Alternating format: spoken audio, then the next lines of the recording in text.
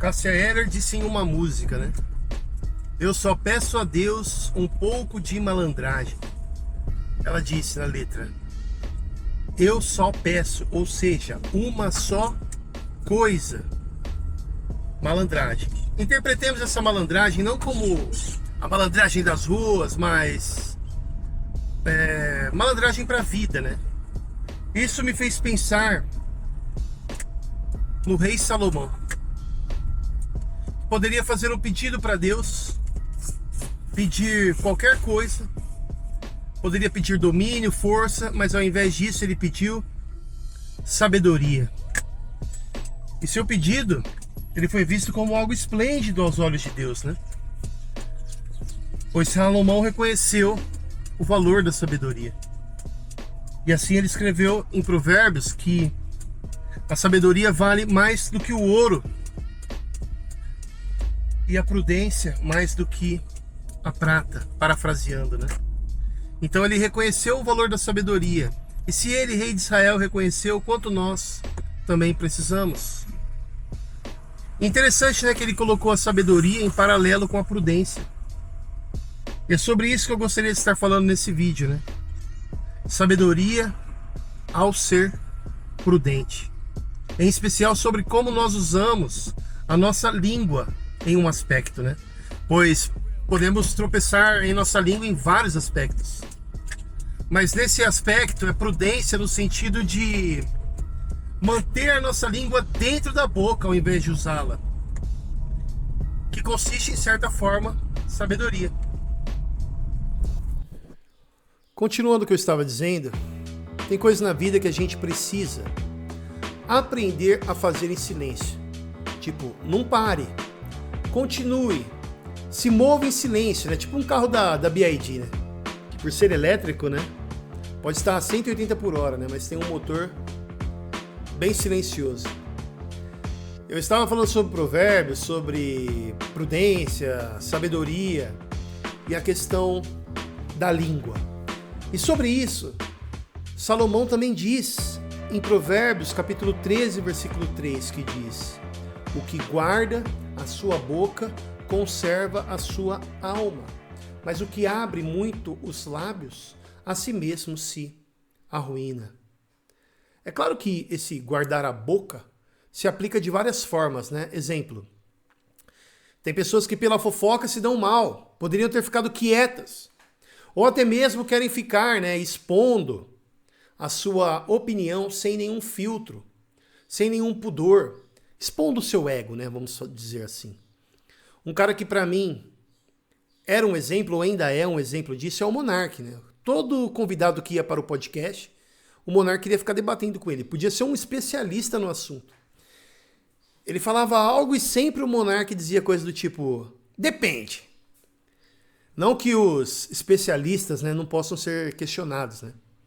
Mas é chato, né, quando vira um padrão na pessoa querer ficar debatendo por debater. Mas eu quero me referir a outro modo de guardar a boca, que é simplesmente ficar em silêncio, que pode ser muito benéfico para nós, muito proveitoso, que é: faça o seu corre, o seu projeto, o seu movimento, quieto. Por que será que nós temos a necessidade de ficar falando para os outros os nossos planos? E agora eu vou querer ampliar, né? Pois isso é importante. Não somente os nossos planos, né? Mas por que nós temos essa necessidade de falar para os outros os planos, os desejos, os medos, os erros, as falhas, sendo que poderíamos ficar quietos? Tem várias razões, mas eu creio que a raiz do problema é porque nós somos, na verdade nem é um problema, né? Mas a questão é porque nós somos uns seres sociais, criados por um Deus triuno, que tem comunhão consigo mesmo nas pessoas da Santíssima Trindade no seu ser. E por ter nos criado aspectos de sermos feitos à sua imagem, é que fomos chamados para essa comunhão com Ele, mas também comunhão com os outros seres humanos. Por isso que eu disse que não é um problema isso. Mas o problema é que, após a queda da humanidade no pecado, essa comunhão ela foi prejudicada, tanto com Deus quanto com o próximo, o semelhante, além de prejudicar a comunhão com a natureza. Mas eu não quero me atentar a esse ponto, né, da teologia sistemática para a gente não perder o foco. Mas é um ponto importante, vital para entendermos o nosso relacionamento com as pessoas hoje. Então, a queda, ela é, podemos assim dizer, a raiz do problema. E essa questão de sermos feitos seres sociais é a raiz da questão dessa nossa necessidade de se comunicar com as pessoas. E as razões de falarmos com as pessoas, os nossos planos, os nossos projetos, são várias, né? Nós podemos querer um feedback para sabermos a opinião da pessoa sobre as nossas ideias. Podemos estar querendo anunciar um produto antes do lançamento, né? Anunciar o que está por vir, né? O que é necessário para um marketing, né? Normal. Mas também, né, podemos simplesmente querer falar sobre algo, anunciar algo por vaidade e com presunção, né? Tendo por certo algo que ainda somente está no campo das ideias e nem temos por certo. Ou já estamos considerando por certo falando para as pessoas, né? Então eu creio que na maioria das vezes o problema está em nós. Até mesmo quando nós erramos por ingenuidade. Tem pessoas que nós não consideramos por inimigos. Podemos considerar conhecidos, colegas em alguma coisa. Talvez nem tanto amigos, mas há ali um grau de confiança. Ou até mesmo pode ser amigos. E também não posso me esquecer familiares. Mas a questão é, nós somos muito rápidos em compartilhar nossa vida com as pessoas. Mesmo que não seja nós que comece falando, às vezes a pessoa pergunta sobre algo da nossa vida. E nós já começamos contando detalhes que não interessam. Interessam para nós. Mas não precisávamos contar para a pessoa. E como eu disse, né, há vários motivos de nós abrirmos a boca para compartilhar coisas, né, com as pessoas. Sejam motivos torpes, sejam motivos que podem ser vistos como válidos, mas que de certa forma esses válidos acabam sendo imprudentes. Estou complicando demais, né? Mas então, eu não quero focar nessa questão dos motivos. Mas, agora sendo direto no ponto. Nem todo mundo que te ouve torce por você. Nem toda pessoa que escuta os seus planos deseja o seu bem. Por isso, a Bíblia nos chama à prudência. Guarde a sua boca, fale menos, faça mais. Nem todo sonho precisa ser exposto, nem todo projeto precisa ser comentado. E se alguém pergunta algo, podemos dar uma resposta básica, sem muitos detalhes. Pois amigos de verdade, aqueles que você pode abrir o coração, são poucos. E a Bíblia também nos aconselha a não termos muitos destes. Meu pai sempre dizia, né, que aquele que vive andando muito em turminha sempre acaba se dando mal, né? E de fato, né?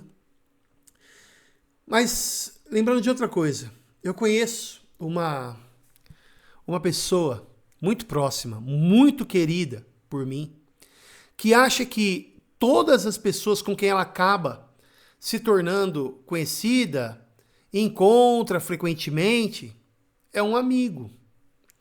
E acaba falando com essa pessoa coisas pessoais, seja familiar, seja a ver com relacionamentos, negócios.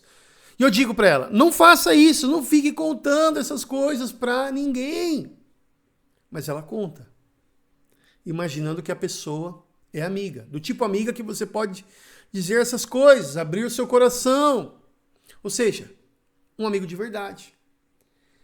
E aí que tem a questão da ingenuidade, que eu disse um tempo atrás, que faz você se dar mal, muitas das vezes. Porém, eu vou dizer uma coisa, eu já fui muito assim, eu tenho a tendência a ser assim, a falar coisas pessoais para pessoas que eu considero amigos, mas que de fato não são amigos de verdade. E depois você percebe que essa pessoa que você considerava um amigo pode se alegrar quando você tropeça, quando o seu projeto não vai para frente. E o pior é quando você compartilha com essa pessoa as suas fraquezas, as suas falhas, no intuito de simplesmente desabafar com essa pessoa e quem sabe, né, receber uma boa palavra. Mas depois você descobre que aquilo que você compartilhou está sendo usado contra você. Está sendo compartilhado com terceiros para, de certa forma, destruir a sua imagem para outra ou outras pessoas. E você fica de cara, né, cara? E pensa, como pode? Eu não estou acreditando que ele está fazendo isso comigo. E como cristãos, nós temos que saber como lidar com essas situações, né? Como responder a isso. Eu tenho meditado nessa questão dos relacionamentos, né? Tanto em Provérbios de Salomão, quanto também nos Salmos de Davi. Pode ser, né, que eu faça outro vídeo com vocês tratando em especial, né, sobre Davi. E nos Salmos nós vemos como Davi ele lidou com a situação de ser caluniado. Como ele agiu. Quais foram as palavras que ele dirigiu nos Salmos a respeito disso? Será que ele se lidou com ira? Ou ele simplesmente deixou rolar? Uma coisa que eu quero dizer, o modo que nós lidamos até mesmo com essas situações ruins que pode acontecer por erros nossos também, podem demonstrar sabedoria. Ou também mais tolice ainda. Mas, agora, será que eu estou dizendo que nós não devemos ter pessoas com quem conversar, desabafar, chorar, confessar? Não, não é isso que eu estou dizendo.